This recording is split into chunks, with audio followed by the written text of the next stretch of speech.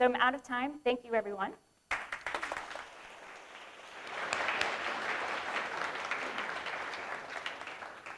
Thanks, Colleen.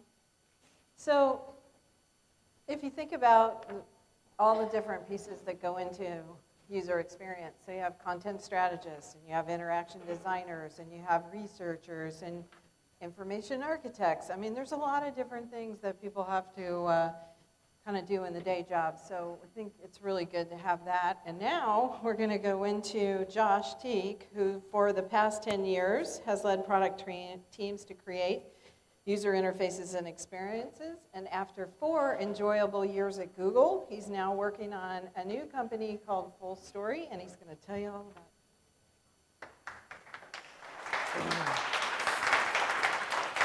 it. Good morning. How is everybody? We good? Good. Some smiles. It's nice. We're going to talk a little bit about emotions today, and team emotions and teamwork. And it dawned on me this morning that, so a little bit of backstory. In January last month, my wife and I just enjoyed the birth of our new fourth little baby. And I realized this morning, I was like, man, I'm talking about emotions. I think it's probably like oxytocin, like in my home. Like there's just a lot of, good things going on. So I realized that maybe there's a connection there. But anyway, we'll talk about that. So again, there's one topic to talk about, a few minutes, 2 very simple examples that hopefully you can take back with you to your workplace and maybe try it out. It's this one. This is the topic, empathy. Now, are we a little sick of hearing about this word? Let's be honest. We've all kind of heard this word. Are we not sick of it? We use this word a lot. We probably read about, each of us have probably read about 100 articles on this over the last couple of years. It's a good thing. If these are good things, it's a good thing to talk about. What I want to talk about is a little bit of a different take on it, and it's this, is that empathy starts with your team. Unless you're taking care of each other, the folks you spend more time with in the world than anybody, the product in the end is going to reflect bad things if you don't. We're going to talk about kind of 2 ways that at Full Story we think about these things. The first one is this. This is the bow tie theory of product development. Now, it sounds very formal. It's very informal. But it's kind of fun. It's a fun way we've begun thinking about how we relate to each other at Full Story. And so it goes like this. On the vertical axis, you've got all possible things. Everything. Hang with me. On one end of the bow tie, you've got the best things you can imagine. All possible creative thought is on this axis right here, on this side of the bow tie. And this is the side of the bow tie that probably many of us are very comfortable living in, am I right? Pretty comfortable in this one. Conceptual, abstract thinking, constraints be gone, let's build that ivory tower, those kinds of things. And then we got these people, the people that care about things that can be true. Now, if we're lucky, we've got people on both sides of this that we work with every day. Folks like us that maybe live here, some of us may live here. Oftentimes I find in my own work, if I've been working on something for a long time, I've been beat down by it, I may kind of drift over to this side, right? There was an instance about a year ago, at Full Story, we're working on a new search interface. And we spent a few months, myself and another designer, kind of drawing up some very highly conceptual, kind of like, what is the best interface for search? What could we do differently, given all the data that Full Story's got? What can we do that would be really profound? And so we spent a few months drawing up kind of concept car, living on this side of the bow tie. And then we put the project aside because some other priorities took over. And then, 6 months later, we decide that we're actually going to start to build that thing. What are we going to build? We're going to build a new search interface we've always wanted. And sure enough, I didn't realize this, but I had drifted to this side of the bow tie. Things that can be true. And I didn't realize this. So the concepts I was drawing up weren't as inspired as these original ones. And so they were very basic. And there were some interesting things about it. But it took another coworker to say, Josh, you know what? You're kind of on the other side of the bow tie. What happened? And, oh my gosh, you're right. I've been beat down, right? We all get beat down. But you get the idea. Folks like us, we need to get more realistic by these folks that are challenging us to actually live in the constraints that we actually have to deal with. And the folks that are living over in the things that are true, the capabilities, they need to be challenged by us to be more imaginative. So we're both challenging each other. And in the end, you meet in the middle, and you have the best imaginable, realistic thing. So this is the bow tie theory. And this is something that we use. Like, we actually talk, it may sound kind of corny, quite honestly. I was like, I don't know.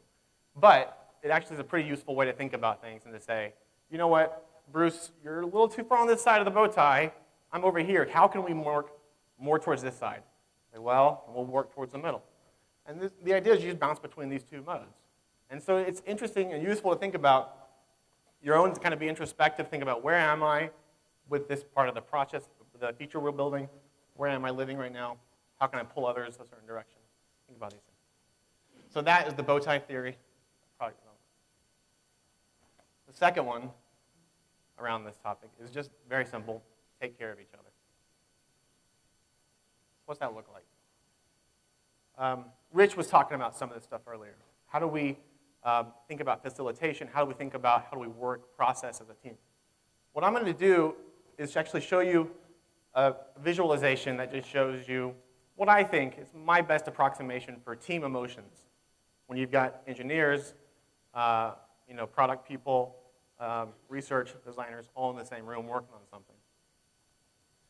At the very beginning of a new thing, it's a very fragile thing. You've got this idea, this problem you want to solve, and it's fragile because we're not quite sure what it looks like in the end, right?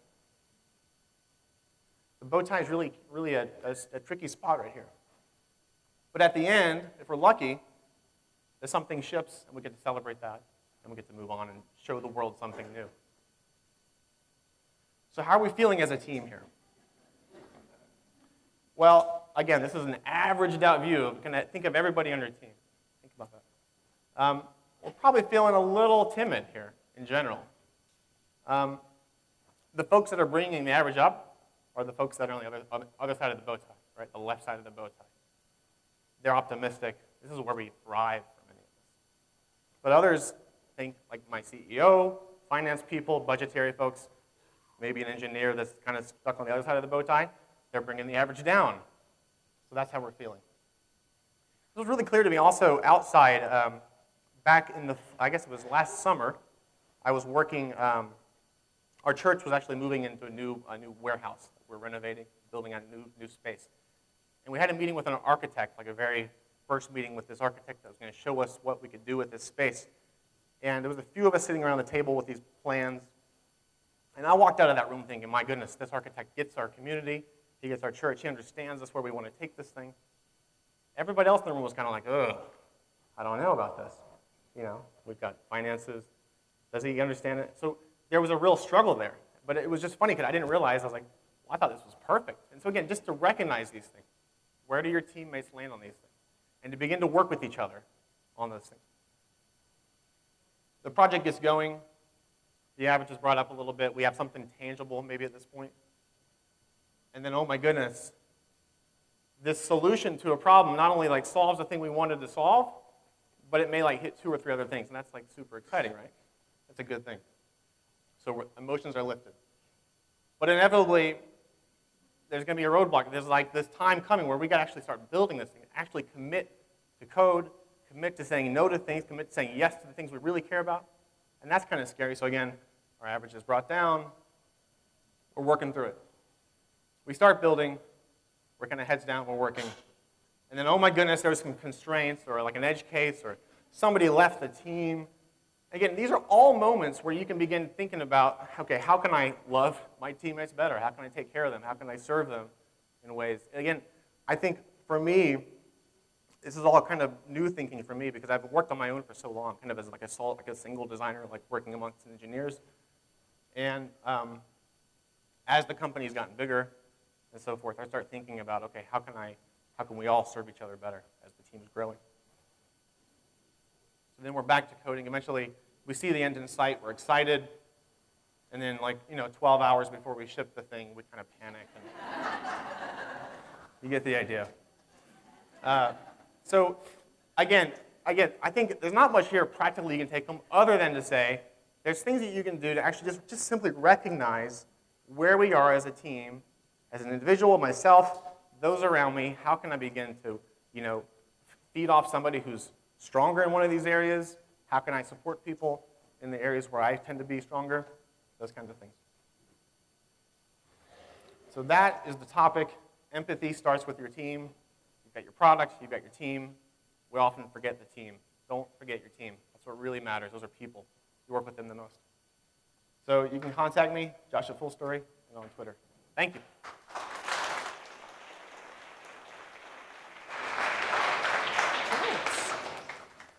So what we're going to do now, because we have a couple of extra minutes, we had a speaker who wasn't feeling well, so we are going to bring back up all of our lightning talk speakers. You guys want to come on up? And please, audience, if you have any questions, we have a few minutes that we can go through, and have about 5 minutes, 7 minutes, we can do this. So does anybody have any burning questions for, yeah, could you stand up and project, because I think we've got all the mics taken. Okay. First, thank you to all of you for this really high-caliber talk. That was really fantastic. So this doesn't feel like it's like something great. So, Colleen, I wanted to ask you what your thoughts are on how mature and when do you expect to see transformation and generative content? Because it seems like more and more with, whether it's Amazon Echo and Siri, it seems like that is possibly on the cusp of happening, or it could be like the rest of artificial intelligence where we always think it's almost there, but it's actually a few years away. It's plenty. So what do you think? Oh, sure. Yes. So the question was when, I'm going to paraphrase a little bit, when do I expect to see people actually doing things like machine learning-driven content and artificial intelligence-driven content and some of the aspirational items that I mentioned during the talk, which is a great question. And I am encouraged that there is more interest in it this year than ever before. So, both publicly and then, inquiries and conversations that I have with organizations, a lot of interest in really making that happen. And I think a more, I should say, a clearer understanding of how important it is to doing that to digital business than ever before. So that's encouraging. Making it happen, it's going to be faster and easier for organizations that have been doing a lot of the good practices around content, like structuring it, modeling it, really mapping it to customer journeys and experiences. They're going to be able to make that transition much easier and much faster. Also, organizations that have some good documentation.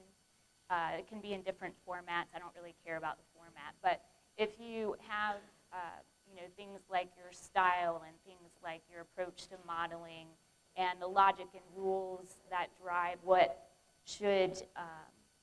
customers should see, what content, there's personalization and other types of logic really well documented, it's going to be a lot easier to shift that into the programming, basically, of natural language generation and to inform machine learning.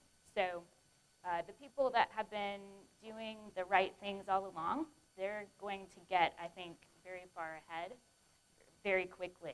Doesn't mean it's too late, but it's going to be a lot of extra work and effort for organizations that haven't been doing that to make the leap.